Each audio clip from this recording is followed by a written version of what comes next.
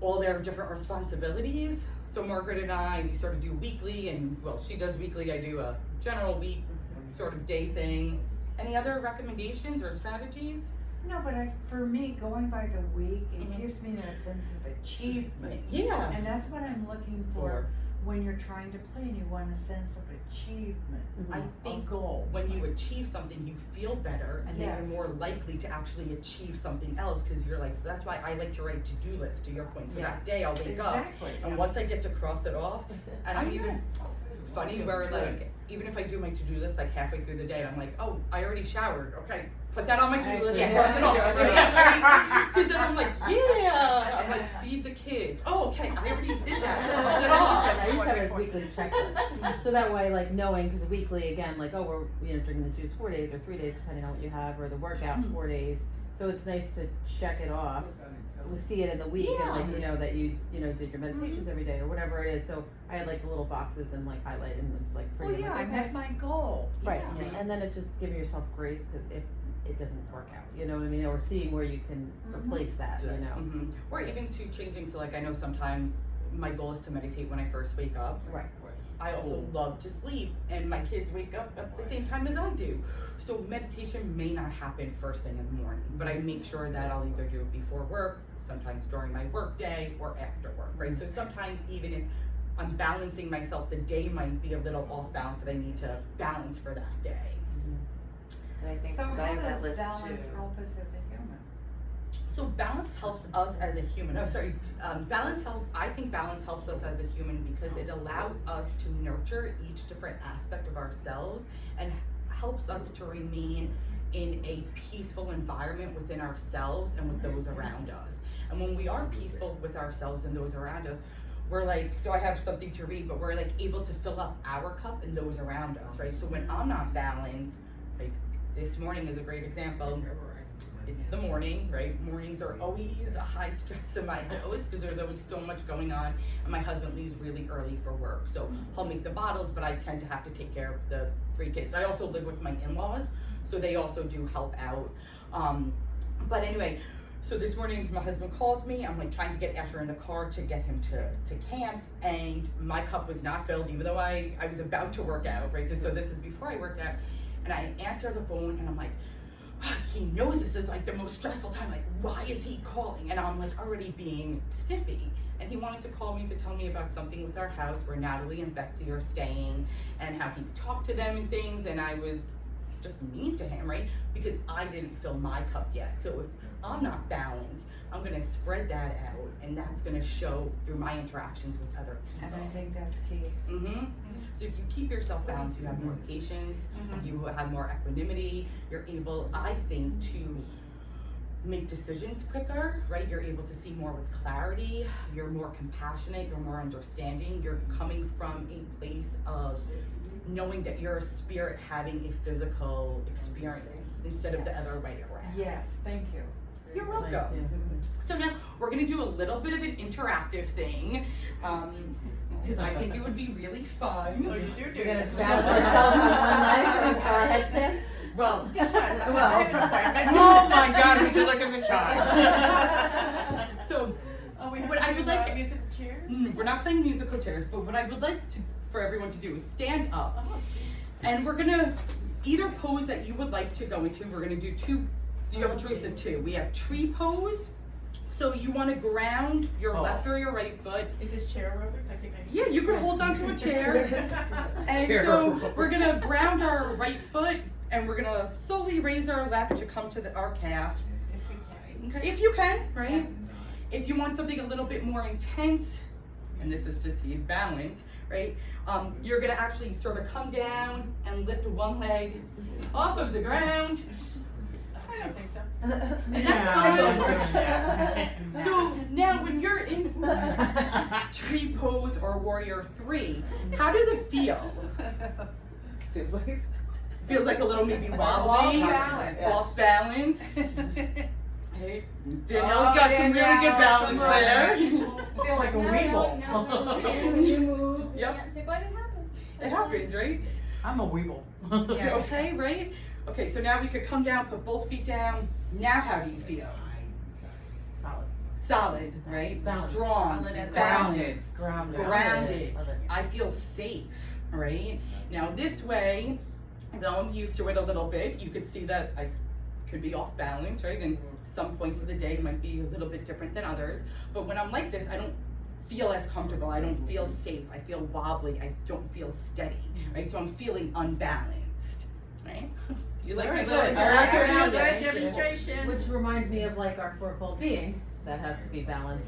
Exactly. Only as strong as So our it's a weakest link. circle, and then it just keeps coming back. For sure. Love it. All right. So, in today's fast-paced and demanding world, achieving balance in life has become a critical part of our pursuit. The concept of balance encompasses various aspects, including work, relationship, physical, mental health, personal growth, and leisure. By understanding the significance and implementing strategies to cultivate it, we could lead more harmonious and satisfying lives. So some significances of balance is, I believe balance is the key to living life and a foundation for well-being. A balanced life ensures that we devote sufficient time and energy to all areas of our lives, promoting physical, mental well-being. By neglecting certain aspects of ourselves or of our life, right, it could lead to stress, burnout, and compromised health. Our immune system is made up of a network of cells and tissues and organs working together to protect the body against infection and maintain overall health. Illness occurs when there is an imbalance or blockage. So I thought that was really key to the talk today, right? Because I do truly believe that when we're not in balance with ourselves, it does create illnesses within ourselves. Fulfillment through meaningful engagement. So I also do believe that balance allows us to engage in activities that bring us joy, giving us a sense of purpose. It allows us to pursue our diverse interests and allocate time for our personal passions, enriches our life experiences, and overall enhances our satisfaction. So now the biggest question though is like, how do you find balance, right? That's all great talk, but how do you find it? And it goes back to balance looks different on each person. What balance for me in a day looks like is not going to be what Carrie is. Or balance for me today might not be what balance is for me tomorrow, right? So not even comparing myself to someone else, but just comparing to my own self and accepting that balance today might look very different tomorrow. I might be able to accomplish 15 things today and tomorrow maybe 2 things. And that's okay, giving myself that grace. So I think in order to find balance, some of the things that we need to think about is really self-reflect and determine what our priorities are, right? So if we reflect on our personal values and priorities, will help us to identify the areas of our lives that require attention, and then we're able to allocate the resources to them. By clarifying what really matters to us allows for effective decision-making and time management. So another way to find balance is time management. So going back to, right, looking at your week, looking at your day, prioritizing and managing your time effectively is critical for achieving balance. So for instance, today, like I knew I had only 30 minutes. Like if I gave it another minute, I would be late here, right? I wouldn't be putting my kids down to sleep. So I knew that I only had those 30 minutes and I was okay with that. Creating a structured schedule while allowing yourself to be flexible, right?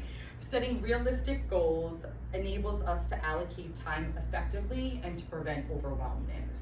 I know for me, when I'm rushing, right? I try and like get too much done in the morning. I don't know why, right? But then I feel overwhelmed. And instead of like realizing, okay, the morning is such a busy time, I'm trying to get 3 kids ready as well as myself, maybe I need to reel it back in terms of what I'm expecting to get done between 6:30 and 9, even though that's such a good chunk of time. Setting boundaries, and we were talking about this yesterday, Margaret, which is something I'm working on, is establishing boundaries in order to maintain balance, right? Learning how to say no and making sure that your no means no and your yes means yes. And setting limits on work, right, related tasks, even social related tasks, because you need that time to rejuvenate and regenerate yourself. So making sure that you have time for that self-care. By making sure that we safeguard our time for self-care, it allows us to relax and have more quality time and being present with those that we love. Mindfulness and self-care is another way to find balance. Cultivating mindfulness practices such as meditation promotes self-awareness and emotional well-being.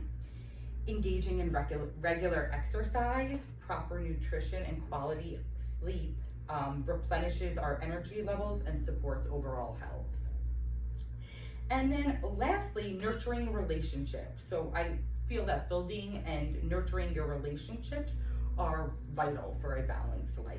Investing time into people, family, friends, colleagues strengthens your social connections and provides emotional support. So I'm going to read something now. Okay. All right. So this goes back to sort of like filling that cup, right? So I just really like this. So you are holding a cup of coffee when someone comes along and bumps into you or shakes your arm, making you spill your coffee everywhere. Why did you spill the coffee? Because someone bumped into me.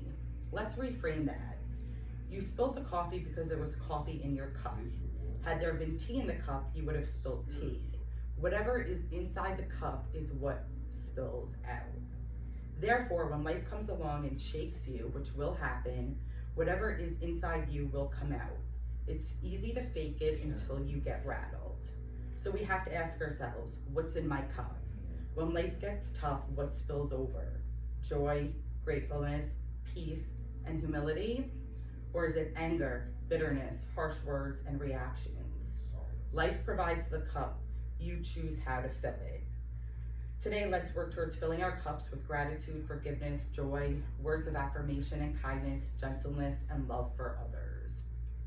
But we can't fill up our cups unless we're balanced, right? So really balancing ourselves in life is so extremely important. So what are some challenges with balancing your life? Well, when you said relationships and stuff, so then it's about not letting others, when you think the conversation's going one way, or, you know, and then, like, say family members kind of, like, you know, unbalance you, if you would. That's my challenge. At times. How do you stay balanced when you're dealing with? Yes. Yeah. And I still have to make the calls and keep in touch. So. And I think it's about maybe learning, you know, for me. So my mom is like that when I talk to my mom. So I know if I'm going to talk to my mom, like I need to have had my exercise. I need to have had my meditation. In order to fill my cup for myself, in order to be balanced enough to speak with my mother and have that conversation with her. Some other challenges that I see are external pressures, right? I feel like, you know, I get pulled into so many different directions externally that sometimes I could feel imbalanced. So for example, I went to Las Vegas last week for my future sister-in-law's bachelorette party. It was a great time, but I had to do certain things in order to balance myself to be there. So like the first day that I got there, I had to work out. I had to meditate each day, even if it was only for 10 minutes, because for me, that helped to keep me grounded. It helped to keep me sort of not being pulled into so many different directions while I was there. Personal tendencies can hinder balance, right? So going back to that example where I'm like an all or nothing type of person in my experience, sometimes I find myself not balancing some, let's say, duties that I need to do. Like for instance, it's like my kids grow so fast, right? And you got to put away their clothes every couple of months. And so now they're in their 12-month clothes. I still have some 6 to 9 month clothes, like the bins everywhere, right? Trying to round everything up. And like, I just leave it there. So instead of spending like 10 minutes a day just working through it, I'm like, well, I don't have the time. But the balance in me would be like, give myself 10 minutes, set that timer, allow myself to do it. But that's a personal tendency, right? That all or nothing. The key lies in self-awareness, resilience, and adaptability to overcome obstacles. So benefits for balancing your life is reduce stress levels, increase happiness and life satisfaction, improve physical and mental health, enhance creativity, better decision making, and strengthen relationships.